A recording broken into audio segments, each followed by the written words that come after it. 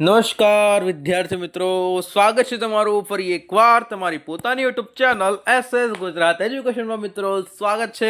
Okay, તો આપણે આજે જોવાના છે મિત્રો ધોરણ 11 એમાં ગુજરાતીમાં ગાલા અસાઇનમેન્ટના સોલ્યુશનમાં જે તમને વિભાગ ડીમાં ગદ્ય ગ્રહણ આપેલું છે, તો એ ગદ્ય ગ્રહણનું સોલ્યુશન મિત્રો આપણે આજે આપણી પોતાની યુટ્યુબ ચેનલ પર જોવાના છીએ. તો વિડીયોને મિત્રો અંત સુધી જોવાનું છે. વિડીયો ગમશે તો વિડીયોને લાઈક અને મિત્રો ચેનલને સબસ્ક્રાઇબ કરવાનું ભૂલવાનું નથી. ઓકે, તો ફટાફટ વિડીયો લાઈક અને ચેનલ સબસ્ક્રાઇબ કરી દેજો. ઓકે, જોઈએ આપણે આગળ. પહેલા નંબરનું વાંચીશું શું છે. પહેલાં તો હું તમને કહી દઉં, પહેલાં હું અંદરનું વાંચીશ. આ જે પ્રશ્ન આપેલું છે ને આપણે ખાલી અહીંયા ક્વેશ્ચન અને આન્સર જ આપેલું છે એટલે ઓકે, હું અહીંયા પ્રશ્નો છે તમારો ત્યાં અહીંયા વાંચીશ અને તમારે જે પ્રશ્નો જવાબ છે એ પછી પહેલાં અસાઇનમેન્ટ લઈને જ બેસું છું હું, કેમ કે આપણે આમાં જે ક્વેશ્ચન છે આ લીધા નથી. આપણે ડાયરેક્ટ ક્વેશ્ચન અને આન્સર લીધા છે. એ તમને ફકરાઓ આપેલા છે બધા આપણે અંદર લીધા નથી પીડીએફના અંદર. ઓકે, તો હું પહેલાં અહીંયા વાંચી લઉં, પછી આપણે પ્રશ્નને અને જવાબ જોઈશું. ઓકે, તમે પણ અસાઇનમેન્ટ લઈને જ બેસજો. નીચેના પાઠ્યંતરને ગદ્યખંડ વાંચી તેને નીચે આપેલા પ્રશ્નોના ઉત્તર લખો. ઓકે, તમને પ્રશ્ન 58, 59, 60, 61, 62 આવી રીતે આપેલો હશે. ઓકે, માધવપુર સૌરાષ્ટ્રના સાગરકાંઠાનું વૃંદાવન છે. માધવપુર ભારતીય ધર્મ સાધનાનું સંગમ સ્થળ છે. સાધકોનો માળો અને ભક્તોનો મેળો છે. માધવપુર અહીં સદીએ સદીએ મહાન સંતો આવ્યા. સમય દેવતાનો રથ અહીં થોભ્યો છે. ગીતાનો અને મંત્રો સાંભળવા સાગરકાંઠાની પૂર્વે લીલુંછમ મધુવન છે ને પૂર્વ વિષ્ણુએ મધુદૈત્યનો અહીં વધ કરેલો. ગદાવામાં ગદા ધોયેલી એથી આ ભૂમિ તપસ્યા માટે વધુ અનુકૂળ બની એવો સગમન પુરાણમાં ઉલ્લેખ છે. લોકો મધુવનને રૂપવેણ પણ કહે છે. લોકો શું કહે છે? રૂપવેણ કહે છે ભાઈ મધુવનને. ઓકે, પછી છે કે પશ્ચિમે ધવલ ઉજ્જળ રેતીનો અનંત પટ છે.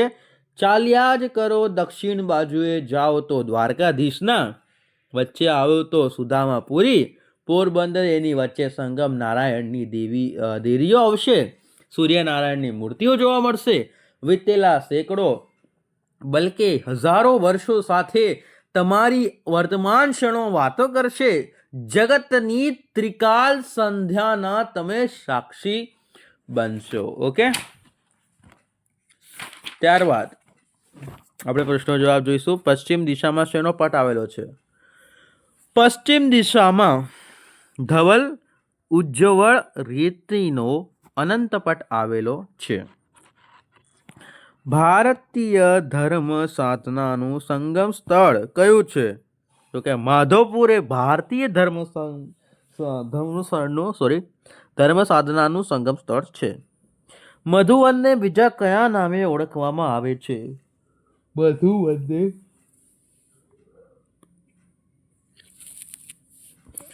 બીજા કયા નામે ઓળખવામાં આવે છે? તો કે મધુવનને બીજા રૂપવેણના નામે ઓળખવામાં આવે છે. મધુવનની પશ્ચિમે દક્ષિણ અને વચ્ચે શું આવેલું છે? મધુવનની પશ્ચિમે રેતીનો પટ છે. દક્ષિણ બાજુએ દ્વારકાધીશ અને વચ્ચે પોરબંદર એટલે કે સુદામાપુરી આવેલું છે. વચ્ચે સંગમ નારાયણની દેરીઓ આવેલી છે. ત્યારબાદ ગદ્યખંડને યોગ્ય શીર્ષક આપો. તો એનું ગદ્યખંડનું યોગ્ય શીર્ષક છે માધવપુર અથવા તો સૌરાષ્ટ્રનો વૃંદાવન. શું છે? માધવપુર અથવા તો સૌરાષ્ટ્રનો વૃંદાવન. ત્યારબાદનો ગદ્યખંડ વાંચીએ.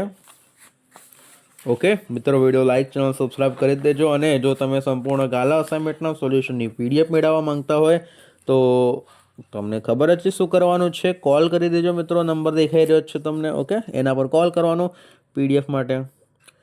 પોતે પોતાને માટે કોઈ પણ પ્રકારનો શ્રમ કરવો ને પારકા ઉપર આધાર ન રાખવો. પોતે પોતાને માટે કોઈ પણ પ્રકારનો શ્રમ કરવો ને પારકા ઉપર આધાર ન રાખવો, એનું નામ સ્વાસ્થ્ય છે. ખરા સ્વાસ્થ્ય મનુષ્ય છે તે પોતાને યોગ્ય ન હોય એટલે પોતે જેનો બદલો કોઈ પણ પ્રકારના ઉપયોગી શ્રમથી વાળ્યો ન હોય તેવા ફળને કદાપી સ્વીકારતા નથી. તેમને પોતાના બળ અને પરાક્રમ ઉપર જો વિશ્વાસ હોય છે અને તેનાથી જે પ્રાપ્ત થાય છે તેને મોટી સ્મૃતિ માને છે. તેમને ધનવાન થવાની, અધિકાર ભોગવવાની, કીર્તિ મેળવવાની ઈચ્છા નથી હોતી એમ નથી, પણ તે બધું પોતાના બાહુબળથી જ મળે છે, ભોગવે છે, નહીં તો પારખી ખુશામતથી. તે લેવાને કદી ઈચ્છતા નથી, તે ન મળે તેથી શોક પામતા નથી. ઓકે, તો મિત્રો આના જે પ્રશ્નો છે એ જોઈશું. સ્વાસ્થ્ય એટલે શું? સ્વાસ્થ્ય એટલે શું? તો કે પોતાની જાત માટે કોઈ પણ પ્રકારનો શ્રમ કરવો અને પારકા પર આધાર ન રાખવો તેનું નામ સ્વાસ્થ્ય છે. પોતાની જાત માટે કોઈ પણ પ્રકારનો શ્રમ કરવો અને પારકા ઉપર આધાર ન રાખવો તેને સ્વાસ્થ્ય કહેવામાં આવે છે. ત્યારબાદ બીજા નંબરનો પ્રશ્ન છે તમારો, સ્વાસ્થ્યયી મનુષ્ય શું સ્વીકારતા નથી? તો કે સ્વાસ્થ્યયી મનુષ્ય છે એ કોઈ પણ પ્રકારની પારકી મદદ કે સખાવત સ્વીકારતો નથી. ત્યારબાદ છે સ્વાસ્થ્યયી મનુષ્યને શેના હોય છે સ્વાસ્થ્યયી મનુષ્ય શેના હોય છે? તો કે સ્વાસ્થ્યયી મનુષ્ય પોતાના બળ અને પરાક્રમ ઉપર વિશ્વાસ હોય છે. ઓકે, શેના પર શું હોય છે? તો કે વિશ્વાસ હોય છે એનો.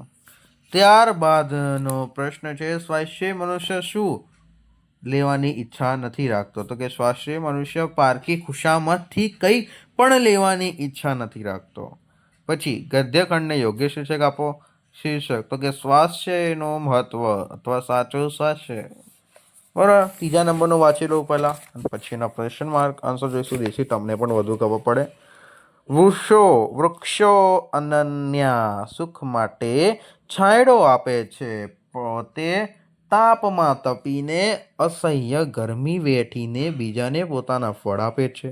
તે પરોપકારી મનુષ્યો જેવા જ હોય છે. જો આ નાશવંત કાયાનો ઉપયોગ પરોપકારાર્થે ન થવાનો હોય તો તેની ઉપયોગિતા શી? સુખડ જેમ વધારે ઘસાય તેમ વધારે સુવાસ આપે, અને શેરડી જેમ વધારે પીલાય તેમ વધારે રસ આપે. સોનું જેમ વધારે તપે તેમ વધારે ચળકાટ ધારણ કરે. ઉદાર મનુષ્ય પ્રાણીને પણ પોતાના સદ્ગુણો ત્યજતા નથી. જગત તેમની સ્તુતિ કરે કે ન કરે, તેઓ શ્રીમંત હો કે ગરીબ હો, અલ્પાયુ હો કે દીર્ઘાયુ હો, તેઓ ગમે તે સ્થિતિમાં હો, પરંતુ તેઓ પોતાના માર્ગથી ચલિત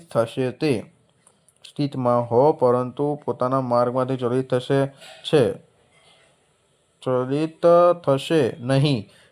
જે બીજાના માટે જીવતો નથી તેનું જીવન નિરર્થક છે. જીવવા ખાતર જીવવું એ તો કાગડા કૂતરાનું જીવન. જેઓ સૃષ્ટિના કલ્યાણ પ્રાણ પાર્થે છે તેઓ પોતાનું જીવન સાર્થક કરે છે. રાઈટ? Question answer. પરોપકારી મનુષ્ય કોના જેવો છે? તો કે પરોપકારી મનુષ્ય એ વૃક્ષ જેવો છે. પછી કાગડા કૂતરાનું જીવન કોને કહેવાય? તો કે જે જીવન માત્ર પોતાના જીવવામાં આવે તેને કાગડા કૂતરાનું જીવન કહેવામાં આવે છે ભાઈ. ઓકે, ત્યારબાદ કોનું જીવન નિરર્થક છે? તો કે જે માણસ બીજાના માટે જીવતો નથી તેનું જીવન નિરર્થક છે.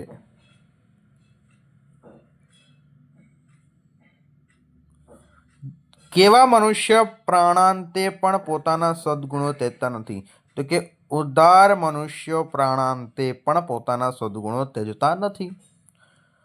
ગદ્યખંડને યોગ્ય શીર્ષક આપો. તો કે યોગ્ય શીર્ષક પરોપકારનો મહિમા અથવા જીવનની સાર્થકતા. ઓકે મિત્રો, વિડીયોને લાઈક, ચેનલ સબસ્ક્રાઈબ કરવાનું ભૂલતા નહીં. અને મિત્રો, જો તમે સંપૂર્ણ ગાલા અસાઇનમેન્ટના સોલ્યુશનની PDF મેળવવા માંગતા હોય તો તમને જે મોબાઈલ નંબર દેખાઈ રહ્યો છે મિત્રો તે મોબાઈલ નંબર પર કોલ કરી દો.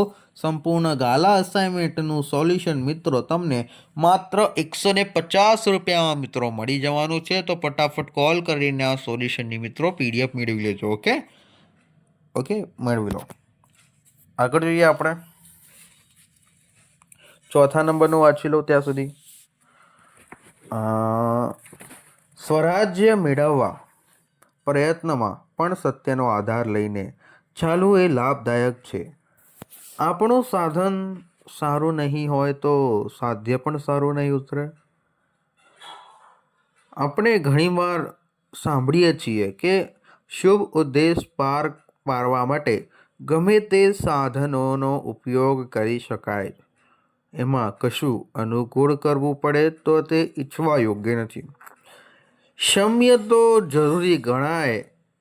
ગાંધીજી અનુસૂચિત આચરણોને હંમેશા વખોડીને કાઢતા, કારણ કે તેથી સાચી કાર્યસિદ્ધિ થતી નથી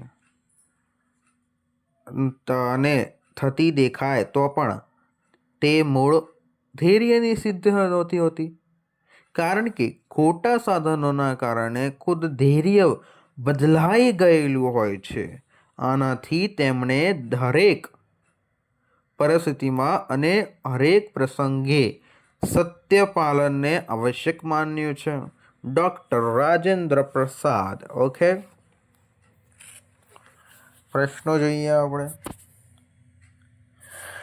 સ્વરાજ્ય મેળવવા શેનો આધાર લાભદાયક છે? તો કે સ્વરાજ્ય મેળવવા સત્યનો આધાર છે મિત્રો, એ લાભદાયક છે. ગાંધીજી શેના હંમેશા વખોડી કાઢતા? ગાંધીજી અનુસૂચિત આચરણને હંમેશા વખોડી કાઢતા હોય. ઓકે, ત્યારબાદ લોકો શુભ ઉપદેશ પાડવા શેને સમ ગણે છે? તો કે લોકો શુભ ઉપદેશ પાર પાડવા ગમે તે સાધનોનો ઉપયોગ કરવો તે સમ ગણે છે. ચોથા નંબરનું, ગાંધીજીએ શેની આવશ્યક માન્યું છે? ગાંધીજીએ દરેક પરિસ્થિતિમાં સત્યને પાલનને આવશ્યક માન્યું છે. ગદ્યખંડને યોગ્ય શીર્ષક આપો. તો યોગ્ય સિદ્ધાંત છે શીર્ષક છે તો કે સાધન અને સાધ્યની શુદ્ધિ. સાધન અને સાધ્યની શુદ્ધિ છે એ બેસ્ટ શીર્ષક કહેવાય ભાઈ આના માટે. ઓકે, ત્યાર જ મિત્રો 5મા નંબરનું જોઈશું આપણે. 5મા નંબરનું પહેલાં વાંચી લો, પછી આપણે એનો આન્સર ક્વેશ્ચન આન્સર જોઈશું કે વ્યક્તિને માટે શું છે, સમાજને માટે શું છે. જીવનના 3 પ્રકાર છે. બીજાને મારીને જીવવું એ પ્રકારનું સર્વસ્થ છે. આને જીવન કલા કહે છે. આ પ્રકારની જીવન ટકે છે અથવા બહુ તો વિસ્તાર પામે છે. એટલો જ એમાં લાભ છે, પણ એમાં જીવન સાફલ્ય નથી. બીજાનો પ્રકાર એ તે પરસ્પર અસહકારનો છે. દરેક જાતિ, રાષ્ટ્રીય કે ધર્મ પોતાનો વિશેષતાને કારણે એકાંગી હોય છે. એકબીજાના સહકારથી કે એકાંગીપણું મટી જાય છે અને તેથી જીવનનો વિકાસ થાય છે. આમાં જીવનનો ઉત્કર્ષ છે, પણ એમાં જીવનની સાર્થકતા નથી દેખાતી. જીવન પણ અંતે આત્મસાક્ષાત્કારનું સાધન છે.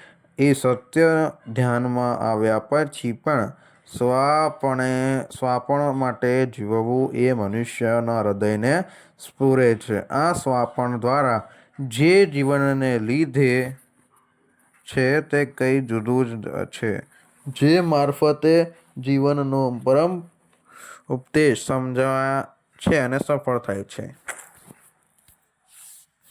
5મા નંબરના ક્વેશ્ચન આન્સર જોઈશું મિત્રો. જીવનના કેટલા પ્રકારો છે અને કયા કયા? તો કે જીવનના 3 પ્રકારો છે. પહેલું બીજાને મારીને જીવવું, પરસ્પર અહંકાર જીવન, અને ત્રીજું છે સ્વાપણે માટેનું જીવન. ઓકે,